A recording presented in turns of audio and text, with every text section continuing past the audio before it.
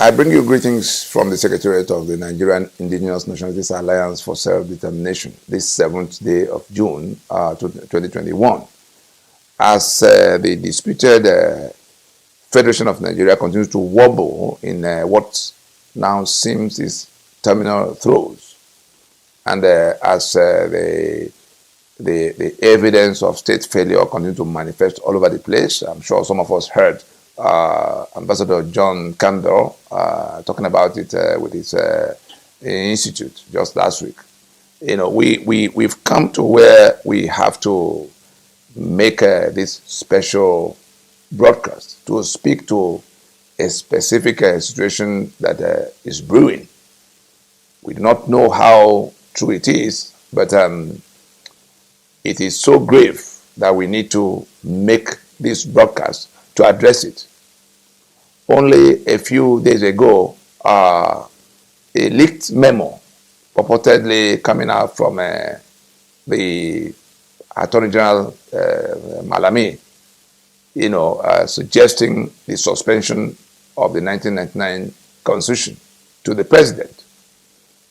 At a time, there is an engagement being monitored globally happening around the 1999 Constitution that the Attorney General of Nigeria is suggesting to his principal, president, that it might be an option for them to suspend the Constitution in its entirety. Now, the reason we are making this broadcast is to explain the legal position to everybody so that they can know in case anybody is thinking in that direction, so that they can know upfront exactly what will happen if anybody goes in that mad direction.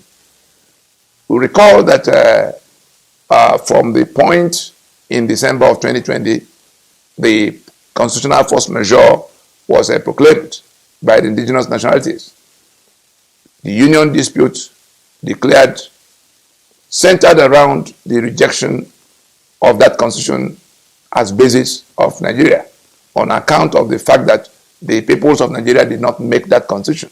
Now, that action, that constitutional force majeure proclamation effectively terminated the life of that constitution. Whether anybody understands it now or not, it wouldn't matter.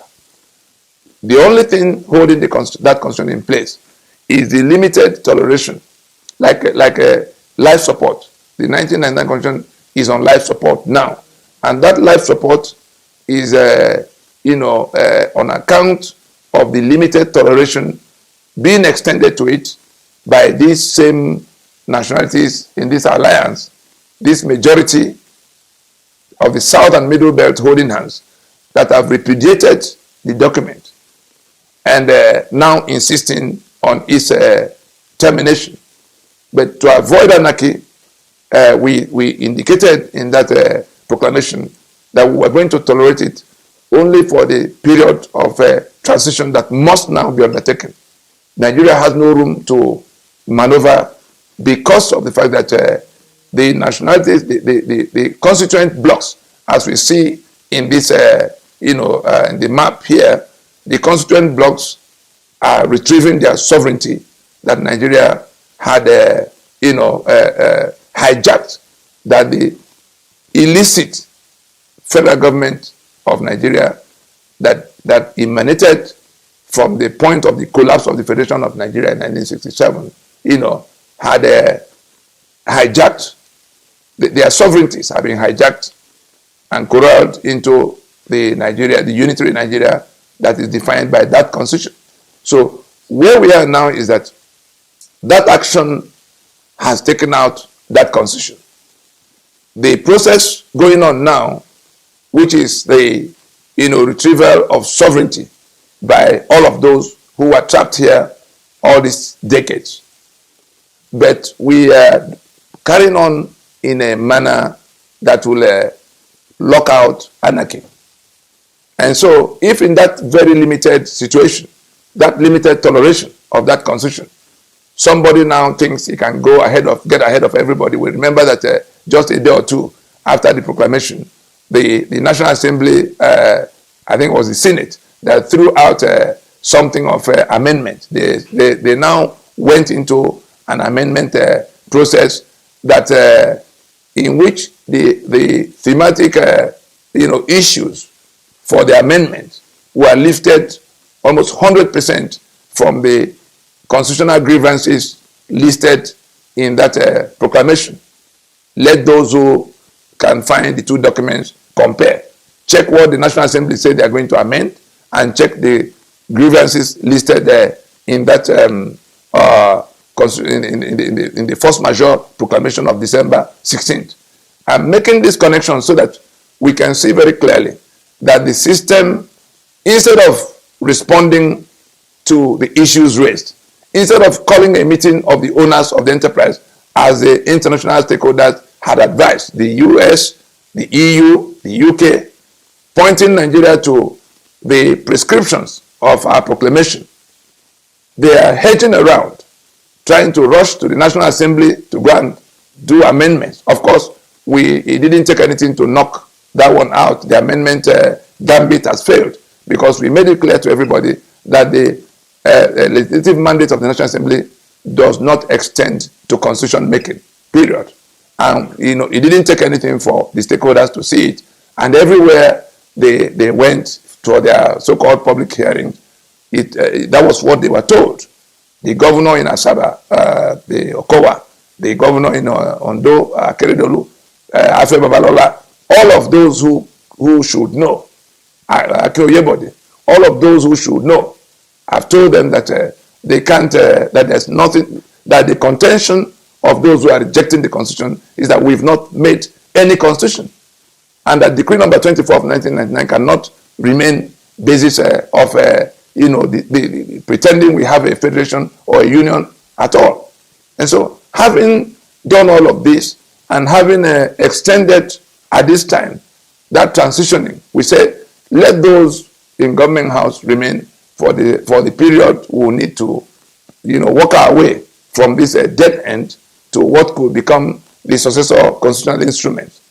It is in that desperation to wangle and wobble that they've tried amendment. It hasn't worked. And then we now see this memo that has leaked to the public space, in which the Attorney General is advising the suspension of the Constitution. Let us get it very clear. Anybody who attempts, Nigeria is at an edge, as long as that Constitution is as that Nigeria defined by that Constitution is sitting at the very edge.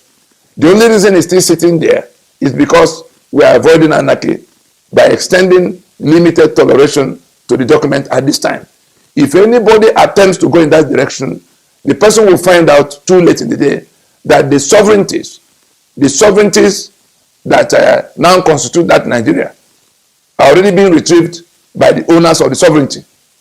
The Yoruba is already on the street telling the whole world that they are taking back their sovereignty, since the people who are running Nigeria, the promoters and the enforcers of the Nigeria of imposition are not willing to listen or come to discussion.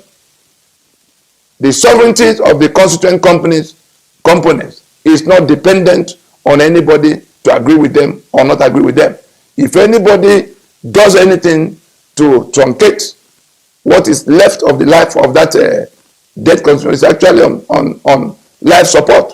If anybody does anything along the lines of the suggestion of Malami in this situation, the person will wake up almost the same day or the next day to see that the owners of the sovereignty are not going to listen to any, so that we don't leave anybody in any kind of doubt in the matter. This is about what we'll be witnessing. I think it might be easier to take it from here. In this formation, so that nobody's in doubt, these three blocks are rejecting this union as defined by this constitution. These three blocks are rejecting this union of Nigeria as defined by this constitution. They are saying it is a fraud against them at this time, since it is alleged that they submitted their sovereignties in the preamble to this constitution, that we the people have agreed to be in this union, indissoluble union, and therefore have made this constitution two false claims upon which this constitution stands. And the whole essence of this constitutional force majeure is to take everybody, peacefully from this situation of fraud to successor protocols through a process that will avoid anarchy. And if in the middle of that, somebody now does something that takes the document in another direction, as in, suspending it, nothing will be left of that union. And all these three blocks are not going to pay any attention to anything anybody is saying.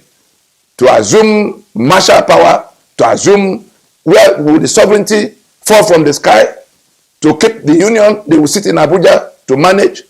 That's not going to happen. These three will rather want to go in the direction already dictated by the situation. The Sharia belt already seceded from the secular union, so they are gone. These three already have their charters and their constitutions in process, only waiting to go to referendums. That's the only thing, and that's why if we go to the demands, the 5 points of demand in the proclamation of December 16th, 2020, we will see what these three blocks indicated as what should happen going forward. That there will be a two-stage process. For those talking about national conference and all such, sidetracking of what should happen, we are saying that the owners of the sovereignty that has been hijacked and called Nigeria have organized themselves to take back their sovereignty, sequestered by that constitution. So if anybody suspends that constitution, it is just suspension of whatever is left of the union and the limited toleration of that constitution for the sake of peace, to avoid anarchy. So we just want to make that very clear. In the midst of all of that, we again saw the altercation with Twitter and are we being told now that nobody is actually, there's no thinking left in the circle of governance over Nigeria? The embarrassment coming to all of us from the I don't even have the word that can qualify the madness that have been displayed. As if we are a country of unthinking people. We are being disgraced by our own government in a situation. You heard what international stakeholders are already saying. The investors that are already gone, practically gone, you now come and stir up, except somebody wants to crash the union unceremoniously. So let us be clear in our minds what we are doing. We have something on the table. That force majeure is in. We've had the 90 days for the federal government, the 30 days for the state, second tier of government. We're now with the populace and the diplomatic community, 120 days. We're almost at the half of it. We see what's going on in the eastern Nigeria. Yes, one can, there's nothing, nobody can justify the killing of soldiers and policemen. We've condemned it in every possible language, that Nnamdi Kanu and his ESN cannot go killing soldiers and policemen, and the government will fold its arms. Having said that, we've also seen the kind of operation going on, targeting entirely, the entire populace.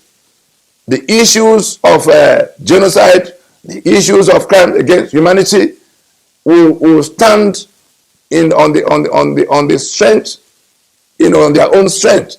People are going to look at what happened and what is being done in response. Going back to the content of the Twitter post that was taken down from the president of Nigeria concerning the operation. So let us tie all this together and begin to make up our mind whether we should not embrace the the structured process of engaging this matter, or we want to wait until it snaps and everybody begins to take care of themselves in whichever manner they can.